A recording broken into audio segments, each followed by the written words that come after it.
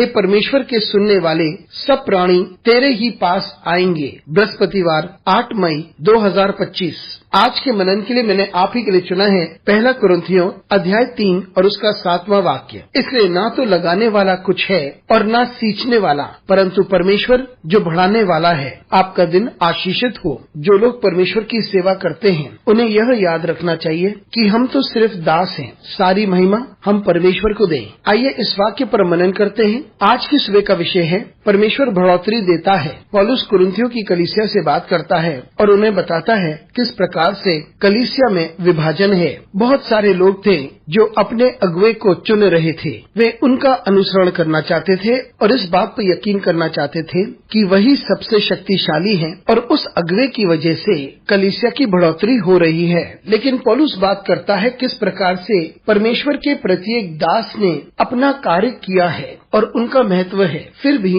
पौलुस एक अद्भुत उपमा देता है एक व्यक्ति के बारे में जो एक पेड़ को बोता है और दूसरा उसमें पानी देता है या सींचता है। और इसी प्रकार से एक सेवक उस पौधे के बढ़ोतरी के लिए कार्य करता है। पौलुस इस बात पर जोर देता है कि एक व्यक्ति है जो बोता है और दूसरा व्यक्ति है जो उसे सींचता है, लेकिन उस पौधे में बढ़ोतरी परमेश्वर की ओर से ही आती है। और इस बात को याद रखें कि हम में से प्रत्येक परमेश्वर के कार्य में कड़ी मेहनत करते हैं, लेकिन उसका परिणाम परमेश्वर की ओर से आता है। बढ़ोतरी और अद्भुत कार्य सिर्फ परमेश्वर की ओर से ही आ सकता है। हम तो सिर्फ परमेश्वर के हाथ में पात्र हैं, लेकिन परमेश्वर ही कार्यों को पूरा करता है। इस बात को हम भली भांति याद रखें और सिर्फ परमेश्वर को और परमेश्वर को ही आदर और महिमा दें। हमारी वजह से कुछ नहीं होता, लेकिन परमेश्वर की वजह से सब कुछ होता है, क्योंकि परमेश्वर ने हमें इस्तेमाल किया है और परमेश्वर को ही महिमा मिलनी चाहिए। अनुग्रहकारी परमेश्वर स्वर्गीय पिता, तुझे धन्यवाद देते हैं क्योंकि तू हमें ये सौभाग्य देता है कि हम तेरे दास कहलाएं। हमारी सहायता कर परमेश्वर, ताकि हम निरंतर